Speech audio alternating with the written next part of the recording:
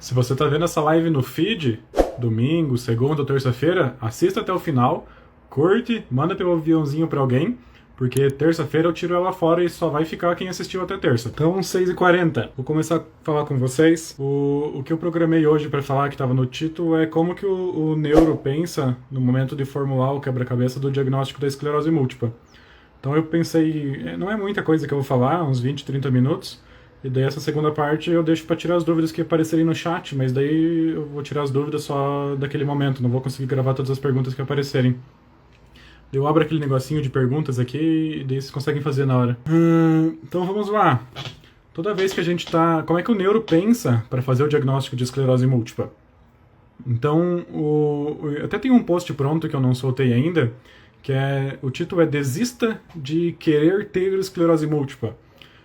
Porque às vezes a gente encontra muitos pacientes que estão nos grupos, estão no Instagram, e eles mandam mensagem: doutor, eu tenho todos os sintomas, eu tenho formigamento, eu tenho fraqueza, o calor me machuca, minha visão embaça, eu tenho tontura, mas minha ressonância sempre dá normal. Será que é esclerose? Então, a gente sempre ouve na medicina que a clínica é soberana, então você sempre acredita nos sintomas e você deixa os exames de segunda linha, assim, em segundo plano. Mas na esclerose múltipla,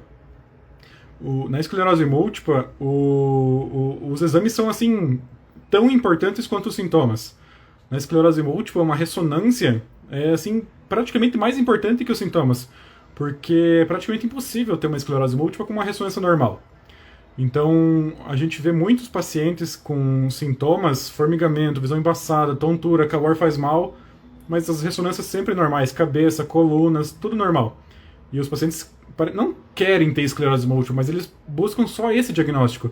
Mas existem muitos outros diagnósticos que precisam ser investigados em quem tem tontura, embaçamento, formigamento, tudo que vocês sentem. Então nenhum sintoma que vocês sentem da esclerose é 100% específico, assim, que não dá em nenhuma outra doença. Então formigamento dá em várias, visão embaçada dá em várias, neurite dá em várias, mielite dá em várias, tontura dá em várias doenças. Então não existe nenhum sintoma exclusivo, único, que só esclerose múltipla dá. E as próprias lesões da ressonância também não são exclusivas de vocês. Existem manchas, lesões na ressonância que podem dar em uma infinidade de outras doenças. Então não existe nenhum exame, nenhum sintoma que seja 100% típico, que se você tem, é esclerose, se você não tem, não é esclerose. Nem as bandas que vocês conhecem, as bandas oligoclonais, elas são assim perfeitas para o diagnóstico. Então quando tem, ajuda a pensar na esclerose, mas também outras doenças fazem bandas, e quando está negativo, ajuda a não pensar em esclerose. Se pensa menos, mas mesmo assim pode ser esclerose, mesmo com bandas negativas.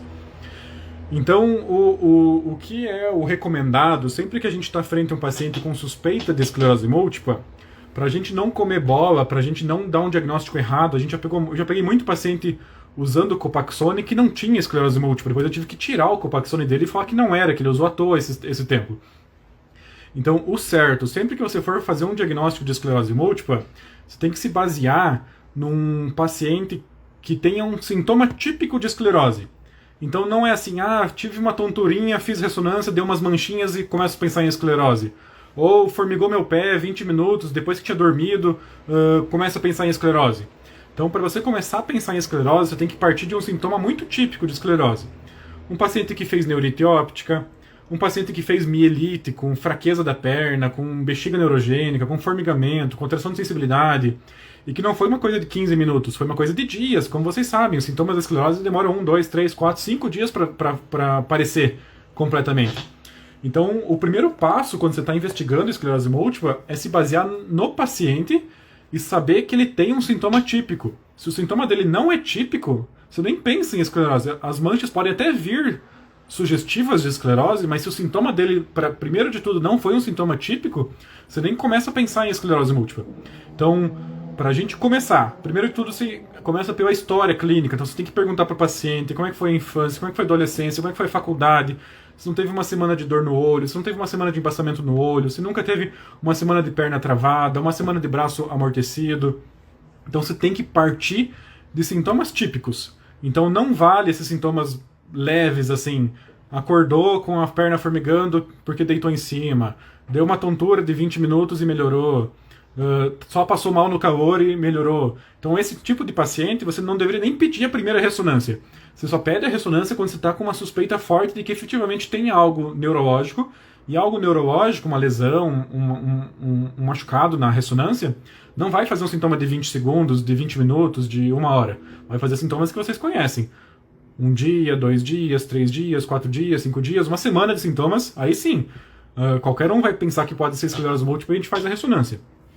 Então, depois de um paciente com sintomas típicos, fez uma síndrome típica, uma neurite, uma mielite, travou o braço, travou a perna, deu visão dupla, deu um sintoma típico, aí sim você começa a partir para as ressonâncias. E vocês sabem que na ressonância também não é qualquer mancha que faz a gente pensar em esclerose múltipla. Nem tudo que brilha na ressonância é esclerose múltipla. Então existem milhares de doenças que fazem lesões. Vocês conhecem as mais comuns, que sempre investigam junto com a esclerose? Neuromielite óptica, MOG, e tudo que você imaginar pode dar mancha na ressonância. Vitamina baixa pode dar mancha, tireoide pode dar mancha, AVC pode dar mancha, HIV pode dar mancha, sífilis pode dar mancha, enxaqueca pode dar mancha. Praticamente tudo que você imaginar pode dar manchas na ressonância. Existem sim manchas que são mais típicas de esclerose múltipla, que são manchas de um determinado tamanho, pelo menos 3 milímetros de tamanho, mais ovoides, não bem redondas, mas mais ovoides, assim, um pouquinho ovoide. Geralmente encostam no ventrículo, que é aquela região do centro da ressonância, pretinha no meio. Então, geralmente as lesões que encostam nos ventrículos são mais típicas de esclerose múltipla. Mas também o Covid dá mancha na ressonância, tudo que imaginar pode dar mancha na ressonância. E quando a gente vai dar o diagnóstico, então, de esclerose múltipla, além de você tem que ter aquele sintoma super típico de esclerose, depois você tem que ter manchas típicas de esclerose, periventriculares, que é em volta dos ventrículos, corticais ou justacorticais, que são aquelas manchas bem na periferia do cérebro, quase encostando nos ossos, infratentorial, que são aquelas manchas no cerebelo ou no tronco encefálico, e manchas na medula. Então o paciente tem que ter manchas, não basta ter em um desses 4 lugares que eu falei. Periventricular, cortical, infratentorial e medula. Ele tem que ter manchas em pelo menos 2 desses locais. Não é qualquer mancha, tem que ser manchas típicas de esclerose em 2 desses 4 locais. Quem não pegou os locais, eu acho que eu tenho um reel sobre cada local no feed também. Periventricular, que é perto dos ventrículos no meio do cérebro. Cortical e justacortical, que são bem na periferia do cérebro, quase encostando no osso. Infratentorial, que é cerebelo e tronco encefálico. E medula. Então esses 4 espaços, o paciente tem que ter mancha em 2 desses 4 espaços. Pode ser mancha periventricular com mancha na medula, pode ser mancha periventricular com justa cortical, pode ser mancha periventricular com infratentorial, pode ser nas 4, mas pelo menos 2 dos 4 locais tem que ter mancha. Se ele não tiver mancha em 2 dos 4, provavelmente seja uma CIS, que é aquela pré-esclerose. Então, se ele tiver só mancha periventricular, ou só mancha cortical, ou só mancha infratentorial, ou só mancha na medula, provavelmente seja uma CIS, que é aquela pré-esclerose. Se ele tiver um sintoma típico, que foi o primeiro passo que a gente falou, se ele tiver as manchas em 2 dos 4 locais, e manchas típicas de esclerose em 2 dos 4 locais, o raciocínio continua caminhando no sentido de confirmar um diagnóstico de esclerose múltipla. Mas, como eu falei, tudo tem que ser típico assim. Então o sintoma tem que ser típico, as manchas têm que ser típicas, nos locais típicos. Se alguma coisa começar a ficar esquisita, o sintoma está meio esquisito, não parece esclerose, essas manchas estão meio esquisitas, não parece mancha de esclerose, não está no local da esclerose, não tem o tamanho certo, você já tem que parar a investigação e começar a pensar em outra coisa. Porque mais pra frente eu vou falar para vocês que esclerose múltipla é um diagnóstico de exclusão. Então você tem que excluir tudo que for possível antes de falar que é esclerose. Esclerose é uma doença crônica, sem cura, neurodegenerativa, precisa de tratamento caro, tratamento com efeitos colaterais. Então você não pode correr o risco de botar um paciente que não tem a doença dentro desse diagnóstico. Eles preferem errar o diagnóstico de deixar uma esclerose sem tratamento do que pegar alguém que não tem esclerose e fazer tratar. Então a gente está no segundo passo. Primeiro passo foi ter sintomas típicos, uma síndrome típica. Segundo passo, ter lesões na ressonância em 2 dos 4 locais mais típicos: periventricular, justa cortical, infratentorial e medula. Teve mancha em 2 dos 4? O raciocínio continua. Até agora está caminhando que pode ser esclerose múltipla sim. Terceiro passo, exige-se o que se chama de disseminação no tempo. Então, às vezes, tem gente que nasce com algumas manchinhas no cérebro, por causa de parto, fórceps, faltou um pouco de oxigênio, uma infecção na infância, pode deixar manchas cicatriciais na ressonância. E às vezes tem mancha perto do ventrículo, tem mancha nos locais da esclerose, Mas o que a gente precisa para dizer que é esclerose múltipla é provar que é uma doença ativa, que está em constante acontecimento, que está dando surto hoje, amanhã, que está dando 2 surtos em momentos diferentes. E para a gente cumprir esse terceiro item, que é a disseminação no tempo, a gente pode ou esperar vocês terem um segundo surto, ou seja, ontem teve uma neurite e amanhã tem uma mielite, opa, tem alguma coisa acontecendo. É uma doença que está dando surto em 2 momentos diferentes.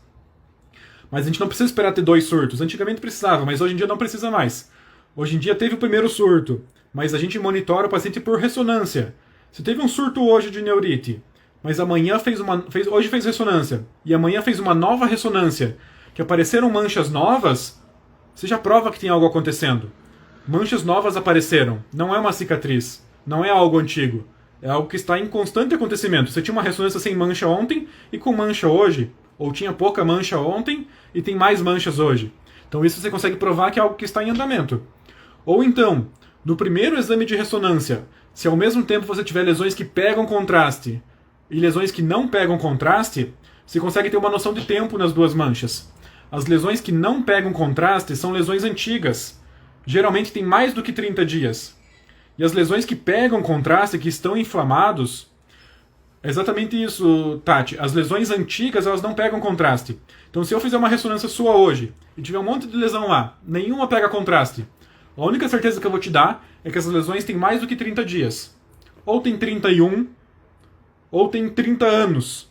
Então, lesões que não pegam contraste são antigas. 30 dias, 50 dias, 100 dias, 1 ano, 10 anos. E as lesões então que não pegam contraste são mais antigas. Mas as lesões que pegam contraste, elas são novas. Elas têm no máximo 30, 40 dias de aparecimento.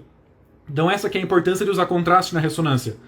Se você fizer uma ressonância e ao mesmo tempo tem lesões que não pegam contraste aqui em cima, lesões que pegam contraste aqui embaixo, você consegue dar uma noção de tempo. As lesões apareceram em momentos diferentes.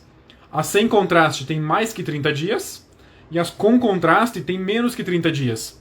Então você prova que alguma coisa aconteceu em momentos diferentes. Momentos diferentes. Lesões sem contraste são antigas, lesões com contraste são recentes. Então você teve lesões aparecendo em momentos diferentes. Sim, é possível ter lesões sem surto. E geralmente é muito comum. Eu tenho um post lá no feed, porque tem muita área do cérebro que não tem função nenhuma. Não tem função. Tem muita área, principalmente essa pele ventricular, não serve para nada. Então você tem mancha, você tem surto ali, aparece mancha nova e não sente nada. Mas numa ressonância de acompanhamento você percebe. Faz uma ressonância nova em 3 meses, em 6 meses. Você percebe.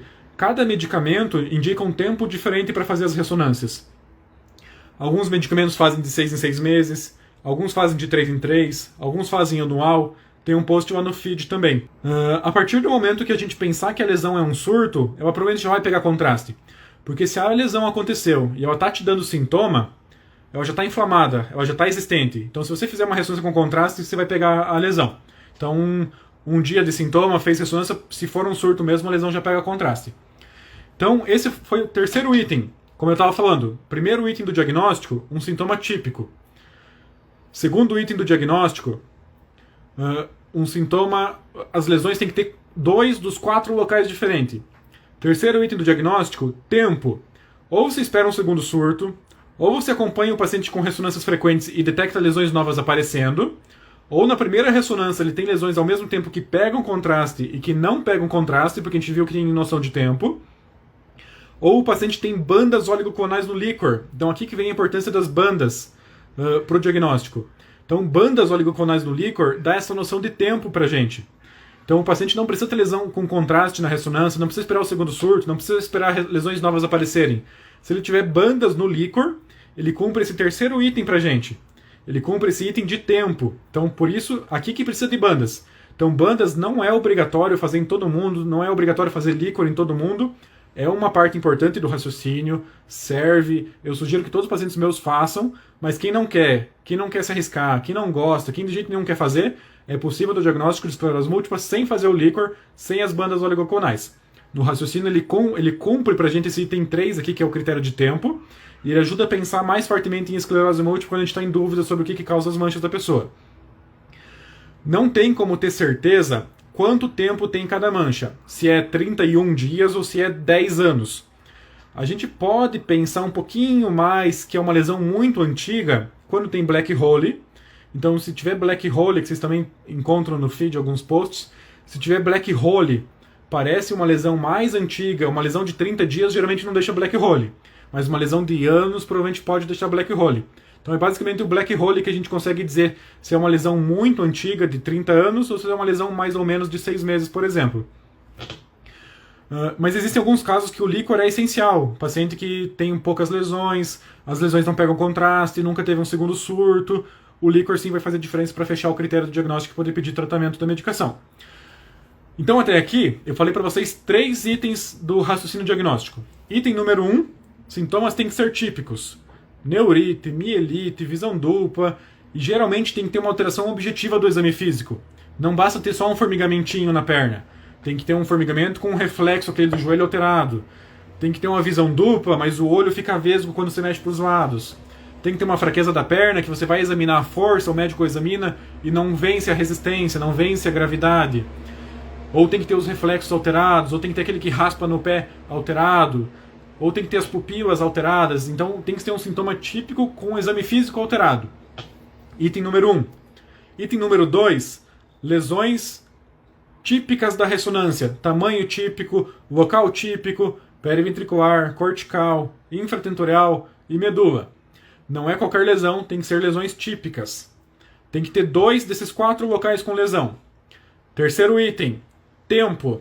Ou você espera o segundo surto, não espero que ninguém espere o segundo surto, ou você espera aparecer lesões novas numa ressonância de acompanhamento daqui 3 meses, daqui 6 meses, ou você na primeira ressonância tem lesões que pegam contraste com lesões que não pegam contraste ao mesmo tempo, ou você tem bandas. Tudo isso dá noção de tempo para a gente e cumpre o item 3.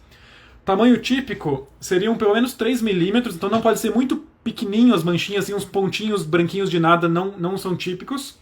Nem lesões tão grandes assim que faz a gente pensar mais em tumor ou aquelas lesões pseudotumorais. Então são lesões num tamanho mediano e ovoide. Nas localizações típicas, o contraste, geralmente nas lesões da esclerose, faz um realce que a gente fala que é anelar. Então a manchinha, quando você olha aquela lesão do flare que a mancha fica branca, geralmente ela é ovoide branca por completo. Mas quando você vai olhar a sequência do contraste, o mais típico é fazer um realce anelar, ou seja, só o em volta da lesão pega contraste. E se for um anel incompleto, tipo um C assim, captando só em volta da lesão, é mais típico ainda. Então esse tipo de contraste ajuda a pensar mais em esclerose do que outros tipos de contraste. Então até o jeito que a mancha pega contraste fala a favor ou fala contra a esclerose múltipla para a gente. E o quarto item, só tem 4 itens para dar o diagnóstico, que foi como eu falei, sintomas típicos, lesões nos locais típicos em 2 dos 4 locais, tempo, sintomas novos, surtos novos, manchas novas ou bandas. E o quarto item é a exclusão de outros diagnósticos. Então, como eu falei, esclerose múltipla é um diagnóstico de exclusão. Não existe nenhum marcador 100% certo que se der, deu, se não der, não deu. Então, para a gente fechar o diagnóstico de esclerose múltipla, a gente tem que ter o primeiro sintoma, tem que ter mancha nos locais típicos, tem que ter essa questão do tempo e tem que descartar outros diagnósticos. E quais diagnósticos tem que descartar? Tudo que você imaginar. A gente começa esse processo de descarte na história e no exame físico. Então, os sintomas da esclerose, vocês sabem que é um sintoma que piora de uma semana para outra. Então, a gente não vai pensar em esclerose múltipla se o paciente contar que começou a ter dor de cabeça no passado e vem piorando a dor de cabeça dia após dia, dia após dia, e hoje está com uma dor de cabeça insuportável. Isso não é um sintoma típico de esclerose. Até acontece dor de cabeça em vocês, mas não é um sintoma que faz a gente pensar, nossa, talvez seja uma esclerose múltipla. Então, no processo de história, a gente já começa a descartar. Pergunta se come carne, para pensar em vitamina baixa. Pergunta se trata da tireoide. Pergunta se já teve contato com tuberculose. Pergunta onde que mora, viagem que fez, contato com animais, febre, transfusão de sangue. Tudo isso a gente tem que perguntar. Nos exames complementares, nas próprias ressonâncias, também continua o processo de descarte. Tem no feed ali um post sobre as ressonâncias nas doenças que confundem com esclerose. Então tem umas lesões lá, MOG, neuromielite, que são lesões muito grosseiras, que você consegue bem tranquilamente diferenciar esclerose múltipla. Então não são as lesões redondinhas, bonitinhas, periventriculares, com realce anelar incompleto. São lesões grosseiras, grandes, pega quase metade do cérebro inteiro, com uma reação de contraste diferente. Então a gente já começa a pensar em outras doenças pela ressonância também. Mas a parte que mais ajuda a descartar outros diagnósticos e até uma exigência do SUS para pegar as medicações é a parte laboratorial. Então, tanto é quando vocês vão pedir remédio no SUS, sempre tem lá no formulário que tem que ter o resultado do HIV, tem que ter o resultado da sífilis, tem que ter o resultado da vitamina B12, do fígado. E o que o SUS quer? O SUS acha que esclerose múltipla tem mais HIV do que quem não tem? Não, é porque o HIV, o sífilis, eles podem mimetizar todas as doenças que existem no mundo. Então, se tu tiver uma dor no dedinho do pé, uma junta inflamada, sempre vai fazer parte da investigação investigar lúpus, investigar HIV, investigar sífilis. Então, se a gente está num processo de diagnóstico de um paciente, ele tem as manchas típicas, tem sintomas típicos, mas vem um HIV no sangue, a gente, tem que recuar e começar uma investigação diferente. Porque paciente que tem HIV e lesões no cérebro tem grandes chances de ser uma infecção oportunista. Ou se o paciente tem sífilis no sangue, tem grandes chances dessas manchas no cérebro serem causadas por sífilis e não pela esclerose múltipla. E isso vale para muitas doenças. Tuberculose pode fazer mancha. Vitamina B12 baixa pode fazer mancha. Por isso que vocês têm que ter resultado de B12 para mostrar lá no SUS. Todas as doenças autoimunes que existem por aí podem fazer manchas. Tem que descartar lúpus. Por isso que vocês fazem anticorpo para lúpus e volta e meia vem um ou outro positivo. Tem que descartar artrite reumatoide. Tem que descartar espondilite. Tem que descartar... que mais? Sjögren. Tudo que existe de doença autoimune tem que descartar. Porque quase todas as doenças autoimunes da reumatologia podem fazer manchas na ressonância também. E a gente não quer tratar um lúpus com Copaxone. Não queremos tratar um lúpus, porque tanto que não vai funcionar, vai fazer mal e vai ficar com o lúpus destratado.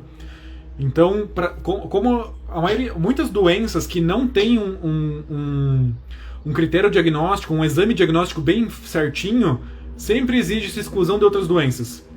Então você tem que provar que não tem lúpus, você tem que provar que não tem artrite reumatoide, você tem que provar que não tem vitamina B12 baixa, que não tem sífilis, que não tem HIV, antes de dar o diagnóstico. Fabry, muito importante. Fabry é uma doença bem rara, mas faz alterações de lesão na ressonância. E isso é verdade, uma doença autoimune geralmente vem junto com a outra. Então, às vezes, você tem esclerose múltipla sim, mas você também pode ter lúpus. Tem que tratar as duas coisas. Tem alguns pacientes que acompanham comigo que realmente têm 2 doenças autoimunes, 3 doenças autoimunes, são mais premiados do que o normal. Então, esse é o raciocínio do neuro, como que o neuro pensa, para fazer o diagnóstico de esclerose múltipla, que era o tema da live. 4 itens. Item número 1, sintomas típicos. Não é qualquer sintoma para pensar em esclerose. Item número 2, ressonâncias típicas. Não é qualquer mancha que pensa em esclerose. Manchas do tamanho típico nos locais típicos. 2 dos 4 locais. Periventricular, que é o centro da cabeça. Cortical, que é em volta, perto do osso. Infratentorial, que é cerebelo e tronco. E medula. 2 desses 4. Terceiro item, critério de tempo. Não, tem que provar que a doença está acontecendo ao longo do tempo. Oi, vô. Meu vô entrou. Tem que provar que a doença está acontecendo ao longo do tempo. Então, ou você espera o próximo surto, ou você espera uma próxima lesão, ou você tem lesões na primeira ressonância que pegam e que não pegam contraste, ou você tem as bandas. Isso é critério de tempo. E quarto item é descartar tudo que for possível. Descartar HIV, descartar sífilis, descartar tudo que a gente foi falando. Doenças autoimunes, doenças de depósito, outras doenças crônicas, descartar neuromielite, tem que fazer o aquaporina. Se tiver manchas sugestivas de MOG, tem que fazer o anti-MOG, fazer o líquor. O líquor, então, serve para procurar bandas, mas também serve para descartar essas doenças. Pode ser que venha sífilis no líquor, pode ser que venha alguma outra alteração no líquor, pode ser que venha infecção no líquor. Então tem que descartar essas outras doenças também. Então esse é o raciocínio do neurologista, como que o neuro pensa para dar o diagnóstico de esclerose múltipla. O paciente vem para nós, então quem às vezes já consultou comigo sabe que às vezes o paciente chega assim, doutor, eu vim aqui porque eu quero mostrar minha ressonância. Assim, não, mas a gente não quer ver a sua ressonância. Mesmo que você tenha manchas típicas na ressonância, a gente tem que saber qual que é o sintoma que fez você fazer a primeira ressonância. Então, o paciente tem que me contar primeiro, eu tenho que ficar convencido que o sintoma dele é um sintoma de esclerose múltipla, porque se o sintoma dele nem for um sintoma de esclerose múltipla, talvez eu nem queira ver a ressonância. Por mais típica que seja a ressonância, se não tiver sintomas, não vai ser esclerose múltipla. Vai ser uma RIS, ou vai ser alguma outra coisa.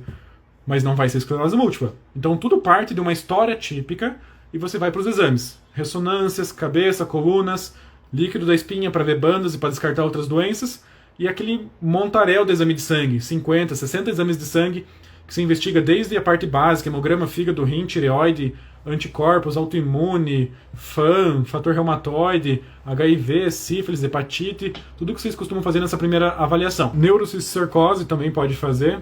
Eu acho que a parte que eu tinha separado para explicar para vocês, que é como o neuro pensa, como que o neuro raciocina no diagnóstico de esclerose múltipla, era mais ou menos isso. São esses 4 itens que eu fui falando. Quem perdeu alguma coisa, eu vou deixar a live, como sempre, até terça-feira no feed para vocês verem. Depois eu tiro e deixo um corte, faço alguns cortes de melhores momentos. Eu vou ver como é que eu consigo colocar agora algumas perguntas para vocês fazerem. Eu vou respondendo. Deixa eu ver se eu consigo colocar aqui. Perguntas. O primeiro surto pode vir ainda na adolescência? Na faixa dos 16 anos, sim. O primeiro surto pode vir em qualquer idade. Existem pacientes com esclerose múltipla de 8 anos, 9 anos, 50 anos, 60 anos, 70 anos. Então o primeiro surto pode acontecer a qualquer momento. Não tem época certa, não. Tenho problema de visão, fiz uma cirurgia, fiquei 4 dias com o olho esquerdo formigando. Mas você tem esclerose múltipla também? Vale a pena investigar. Às vezes você pode ter feito um pequeno AVC nessa cirurgia. Você pode ser uma esclerose múltipla, sim. Então, formigamento de um lado do corpo é um dos sintomas que a gente começa a pensar em esclerose múltipla, sim. Agora o próximo passo vai ver se é a ressonância. Ver se a ressonância tem manchas típicas de esclerose ou não. Se não tiver mancha, esquece a esclerose e começa a investigar outras coisas. O que fazer quando você tem tontura constante? Acho que foi uma pergunta da caixinha. Será que as caixinhas estão vindo para cá? O que tem que fazer quando tem tontura constante é investigar essa tontura constante, saber o que é. Então procura um otorrino especialista em tontura e depois você trata. Então pode ser labirintite, pode ser esclerose, pode ser AVC, pode ser tumor cerebral. Tem que investigar o que é essa tontura constante e tratar. O que você pode fazer enquanto investiga, é fazer terapia de reabilitação vestibular, que é uma fisioterapia de equilíbrio. E aí isso não faz mal para ninguém, independente do diagnóstico. Então você pode fazer no fisioterapia de reabilitação vestibular e depois procurar um otorrino especialista em tontura. Lá no INC, nosso hospital, tem. Eu acho que são as perguntas da caixinha que estão aqui. O que mais? Durante a gravidez, toma algum remédio? Tem alguns posts no feed sobre gravidez. Existem alguns remédios que são seguros na gestação. Tudo vai depender de como é a sua esclerose. Se for uma paciente com esclerose múltipla muito forte, muitos surtos, eu geralmente sugiro tratar durante a gravidez, sim. Existem alguns remédios que são seguros para usar na gravidez. Copaxone, interferon, tisabre, natalizumab são seguros. Mas se for possível planejar a gravidez, existem várias medicações que a gente pode fazer antes de engravidar, que a gente pode te deixar com a doença bem segura, bem calma, 1 ou 2 anos controlado em NEDA 3, para a gente poder engravidar com tranquilidade. O exame do líquor não leva a surto, não. Pode ser mais uma coincidência se você teve surto depois do exame do líquor. Atrofia cerebral. Atrofia cerebral pode dar mais sintomas cognitivos, então tem um rios de atrofia cerebral ali no feed para você ver. O perigo é mais pra frente ter questão de memória em quem tem atrofia cerebral. Geralmente é porque acumulou muita lesão ao longo da vida. Beleza. Vamos ver as perguntas do chat. Posso ter novo surto com sintomas e não captar contraste na ressonância? Às vezes pode, sim. Quando a pessoa já tem o diagnóstico, Thaís, e a pessoa está com sintomas novos, aí sim a gente confia mais no sintoma. Então eu tenho pacientes com esclerose múltipla que vem na consulta falando: doutor, meu braço está formigando, meu braço está fraco. A gente faz ressonância e a ressonância não vem lesões novas. Mesmo assim a gente pulsa, porque a gente sabe que às vezes a lesão ou está começando, não deu tempo de aparecer na ressonância, ou a lesão pode ter acontecido dentro de uma lesão antiga e não aparece como lesão nova. Então, se o paciente já tem o diagnóstico e está com um sintoma típico novo, a gente trata como surto, sim. Tecfidera não pode engravidar, tem que parar antes. Dá para trocar de remédio antes ou fazer alguma coisa antes para trocar o Tecfidera. Não pode engravidar usando, não. Quem tem M pode tomar estimulante do apetite? Pode, não tem problema. Olha a minha pergunta, por favor. Qual que é a pergunta, doce amor com açúcar? Já passou.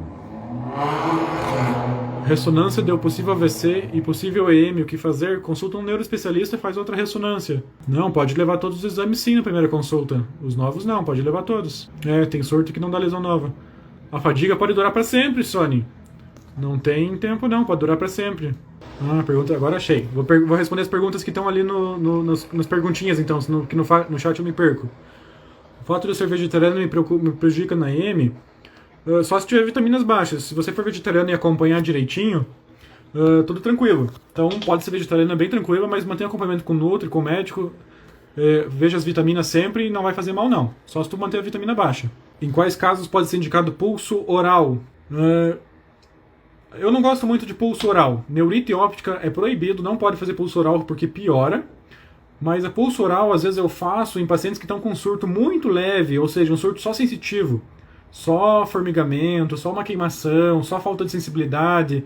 E a ressonância ou não veio lesão nenhuma, ou veio lesões muito pequenas, muito tranquilas. Daí sim dá pra pensar em fazer pulso oral. No último surto de lesão na coluna, o médico pediu ressonância de crânio, disse que não precisava de coluna. Olha, eu geralmente no começo, até a doença ficar estável, eu sempre faço as 3 ressonâncias, cabeça e as 2 colunas. Quando a doença está bem estável, sem sintomas, sem lesões novas, daí eu faço às vezes só crânio, no ano seguinte crânio com colunas, mas no começo eu faço crânio com coluna sim. Qual a probabilidade de fazer todas as ressonâncias com contraste, ter a doença, porém ninguém conseguir ver no exame?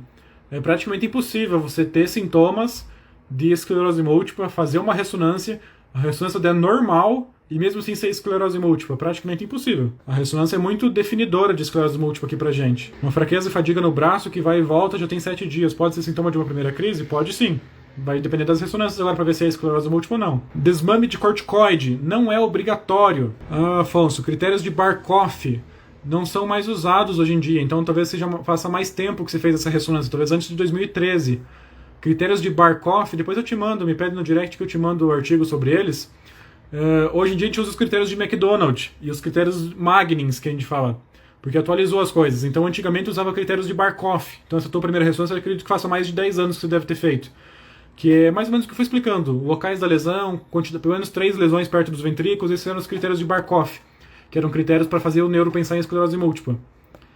É necessário fazer desmame de corticoide após a alta? Não é obrigatório. Geralmente a gente faz sim, porque a dose de corticoide que a gente faz na veia, na pulso, é de 1000 mg de metilprednisolona. Então a gente faz 3 ou 5 dias de 1000, e daí a gente, no dia seguinte, se o corpo ficar com 0 corticoide, ele pode sentir falta e dar um mal-estar. Então geralmente a gente faz o desmame. Começa com 60 mg, baixa para 40, baixa para 20, baixa para 10, depois você para. Mas existem algumas situações que a gente não faz desmame. Paciente diabético, paciente hipertenso, acima do peso. Às vezes faz só os 5 dias de corticoide e fica sem desmame. Não tem grandes problemas não. Mas a maioria das vezes faz o desmame por precaução. Eu estou respondendo as perguntas aqui do Perguntinhas, porque no chat elas somem muito rápido. É possível ter como único sintoma uma fraqueza na perna? Bem possível sim. Só fadiga pode ser surto? Surto novo ou efeito do calor? Geralmente só fadiga não é surto não. Geralmente é mais efeito de calor ou no máximo pseudo-surto. Não existe nenhuma localização no cérebro assim que a gente pense assim, nossa, uma lesão nova vai dar fadiga. Então não, a gente tem muitos locais no cérebro que a gente pensa, nossa, uma lesão aqui vai dar fraqueza na perna, uma lesão aqui vai dar visão dupla, uma lesão aqui vai afetar não sei o que. Mas fadiga é uma coisa mais sistêmica, global, provavelmente relacionada ao calor do que um surto. Eu tô lendo as perguntas aqui das perguntinhas dos questions aqui. Plasmaférese tem grandes chances de melhorar sintoma persistente após a pulso? Olha, sim, a plasmaférese é melhor do que a pulso para tratar a esclerose múltipla. A gente evita ela porque ela tem um pouquinho mais de risco, mas surtos refratários ao corticoide, ou seja, começou um surto, fez a pulsoterapia, não melhorou ou melhorou muito pouco, a gente já tenta emendar a plasma no dia seguinte já da corticoide. Quanto mais próximo da pulso fizer a plasma, maior a chance de melhorar o surto. Qual a ordem do melhor para o pior sintoma de surto? Então, o surto mais leve, digamos assim, seriam os surtos sensitivos. Só um formigamento no braço, só um formigamento na perna, falta sensibilidade no pé, falta sensibilidade no braço, falta sensibilidade no rosto. Esse seria o surto mais leve. Surtos muito fortes são surtos motores que a gente se preocupa. Paralisou a perna, paralisou o braço, deixou numa cadeira de roda, não consegue se levantar, não consegue levantar a perna.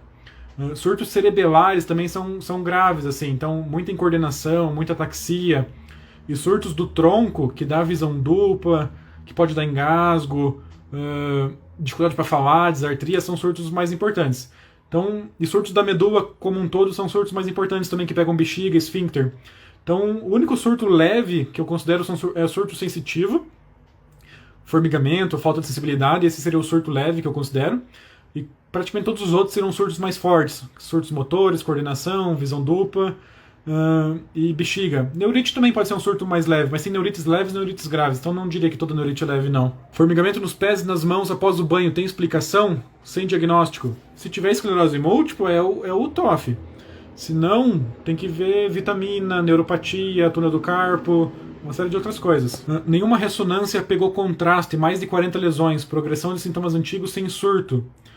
Olha, Gabi, pode ser que sua doença está controlada agora e não está mais dando surto, então não tem mais lesões novas que pegam contraste. Ou se os seus sintomas estão piorando, vale a pena conversar com o seu neuro para ver se você não está com possibilidade de progressão. Porque às vezes essa progressão lenta acontece, uma progressão lenta, sem sintomas agudos, perceptíveis, mas aos poucos você vai piorando, sem ter um surto claro, pode ser progressão. Acho que eu respondi tudo que tinha aqui nos perguntinhas. Eu vou responder algumas do chat, daí daqui a pouco a gente encerra. O que tem de pergunta no chat? Acho que a próxima live eu vou fazer sobre progressão. Esclerose múltipla primária progressiva e secundária progressiva. Na verdade, a próxima é com convidado, a gente faz junto. Sempre uma semana com convidado, uma semana sozinho. Uma semana convidado, uma semana sozinho. Então a próxima vai ser com a Ana Carolina Rocha, que vocês vão ver a arte aí essa semana no feed. E daí a seguinte, daqui 2 semanas eu faço sozinho de novo sobre progressão. Fui diagnosticado com MPP há 1 ano e meio, iniciei o Crevos, com Fampira. Me sinto cada dia melhor, sem fadiga, melhorei bastante a marcha. Olha, muito boa a sua dúvida. Eu acho que tem chance de ser MRR, hein? Porque MPP não melhora tão bem assim. Geralmente no máximo estabiliza, mas sorte a sua de ser MRR, e você está melhorando, já está com o Crevos, que é um excelente tratamento, vai funcionar para as duas doenças. Como identificar um surto cognitivo? Surto cognitivo é bem raro, já. A pessoa está bem, daí de um dia para o outro afeta a memória dela e isso é um surto cognitivo. Geralmente, cognição é mais uma coisa de progressão ou uma coisa que você percebe ao longo do tempo e não é bem um surto. Como diagnosticar a progressão? É muito difícil diagnosticar a progressão. Tem até um Reels que eu tenho ali no feed, que é exatamente isso. É muito difícil saber como é que é a progressão. Geralmente progressão é uma piora lenta e progressiva, como o próprio nome diz. Uma piora lenta e progressiva dos sintomas, que você não percebe de um dia para o outro. Então surto, você sabe, hoje está bem, amanhã amanhece com a visão embaçada. Mas progressão não. Progressão você começa a piorar um pouquinho, mas muito pouquinho mesmo. Cada dia piora 1%. E daí daqui 6 meses, se você olhar para você mesmo 6 meses atrás, você vai ver que está diferente. Mas você não consegue dizer que dia que você ficou ruim. Você pergunta, nossa, você está mancando, desde quando você manca? Eu falo, não sei, quando eu vi estava assim. Mas quando é um surto, você sabe, não, semana passada me deu um surto que travou minha perna. Mas progressão não. Progressão vai piorandinho, vai piorandinho, vai piorandinho, vai piorandinho. E esse é o perigo, você não percebe e não dá tempo de tratar. E quando vê, ficou ruim. E não tem mais o que fazer. Esse é o perigo da progressão. E isso vale para todos os domínios.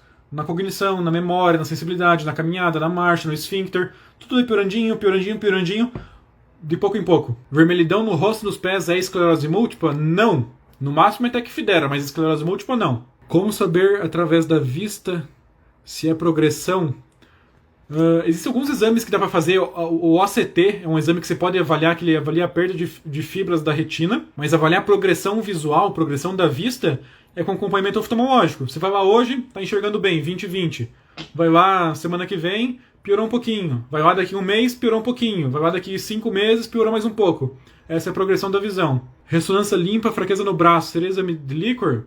Acho que não. Se você está investigando esclerose múltipla, tem fraqueza no braço, ressonância deu normal, vale a pena fazer ressonância da cervical, talvez fazer eletroneuromiografia, mas o líquor acho que não adianta não se a ressonância está normal. Lesões de enxaqueca também criam black holes. Geralmente não cria black hole, mas também não desaparece. As lesões da enxaqueca são pontinhos bem pequenininhos, menores, branquinhos, que não encostam no ventrículo e também não encostam no córtex, e geralmente não fazem black holes, mas também não vão embora, ficam lá. Verena, pseudo-surto dura quanto tempo? Boa pergunta.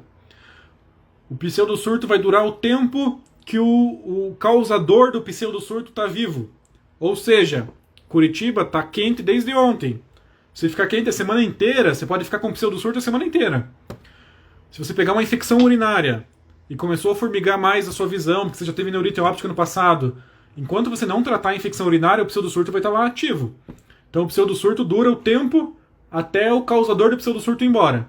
Se amanhã começar a fazer frio em Curitiba, o pseudosurto dos calorentos aí vai embora. Então não tem um tempo fixo. Dura o tempo que o causador do pseudosurto estiver vivo. Oi, diário. Analgésico bom para dor no zóio de Vick. Então você tem doença de De Vick, também conhecida como neuromielite óptica, doença da aquaporina 4, que é a doença de De Vick. Então você tem dor no olho. Se for uma dor aguda, que começou de ontem para hoje, esses últimos dias, é bom você reconsultar, porque pode ser um surto da De Vick, que fazendo uma neurite óptica nova. Se for uma dor crônica, muito antiga, que já é uma sequela, digamos assim, a sua dor, talvez vale a pena entrar com medicações moduladoras crônicas da dor, tipo gabapentina, pregabalina, duloxetina. Esses 3 seriam os preferidos: gabapentina, duloxetina ou pregabalina. Conversa com o seu neuro. Geralmente em qualquer dor crônica a gente tenta usar uma dessas medicações que ajuda bem. Tem como fazer algo na progressiva? Tem. Os tratamentos das doenças progressivas são menos estudadas, já que é uma doença mais rara, tem pouco tratamento. O único tratamento existente hoje para MPP, que é a primária progressiva, é o Ocrevus. É o único em bula que teve resultados bons nos estudos. Para MSP, secundária progressiva, a gente tenta usar o Ocrevus, mas é off-label.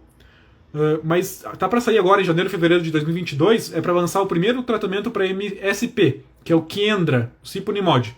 Então em breve vai ser o primeiro tratamento no mundo disponível para MSP. MRR pode evoluir para EMPP, mesmo tratando? Então, Lorraine, funciona assim, ó. Existem 3 escleroses: MRR, MPP e MSP. MRR é a mais comum, provavelmente é que vocês todos têm. A maioria daqui tem. É aquela que dá surto, melhora, dá surto e melhora. Essa nunca evolui para MPP. A única evolução que existe é da RR para SP, para secundária progressiva. A MPP já nasce como progressiva desde o primeiro sintoma, e ela nunca evolui para mais nada. A MPP fica MPP para sempre, e ela já nasce como PP. A única evolução que existe é da RR para SP. Os pacientes que têm RR, os que não tratam, metade evolui para SP depois de uns 10 anos. E os que tratam, às vezes mesmo tratando, pode evoluir para SP sim. Mas quanto melhor o seu tratamento, menor o risco de evoluir para SP. Não é todo mundo que vai evoluir, não. Depois que tirou o dente do siso, teve um surto, foi culpa da anestesia? Pode ser culpa da anestesia, pode ser culpa do estresse no organismo. Então uma cirurgia é um estresse. Cirurgia tem corte tecidual, isso ativa o sistema imunológico, pode ser um pouco de tudo. A perna trava, dor no quadril, será que é coluna? Pode ser coluna, pode ser quadril, pode ser esclerose, se você tiver esclerose. Tremor no nervo do olho é neurite? Tive dor no passado. Não entendi direito o que é tremor no nervo do olho. Será que é nistagmo, que é o olho tremendo, ou aquele que treme aqui em cima? Nenhum dos dois é surto. Assim, o tremor aqui em cima geralmente não é surto, não. Nem neurite isso daqui, não. Depois de fazer eletroneuromiografia, virei o Rambo por uns dias. Por quê? Tô cheio de furo? Se as lesões da enxaqueca se acumulam, tem os mesmos sintomas da M? Não, geralmente as lesões da enxaqueca não dão sintomas assim focais. Não dão sintomas localizados, sintomas de surto. Elas acontecem em umas regiões que não dá sintoma, naquelas regiões subcorticais que não dá sintoma. E geralmente elas não se acumulam tanto assim, não faz uma ressonância cheia de mancha. É uma manchinha ou outras da enxaqueca, não faz muita não. A M tem dores, tem um post recente sobre dor na esclerose múltipla, geralmente dor neuropática, uma faixa. Minha M começou com formigamento na gengiva, 3 dentistas, todos diziam que era dente, não tinha nada. Depois formigou os pés.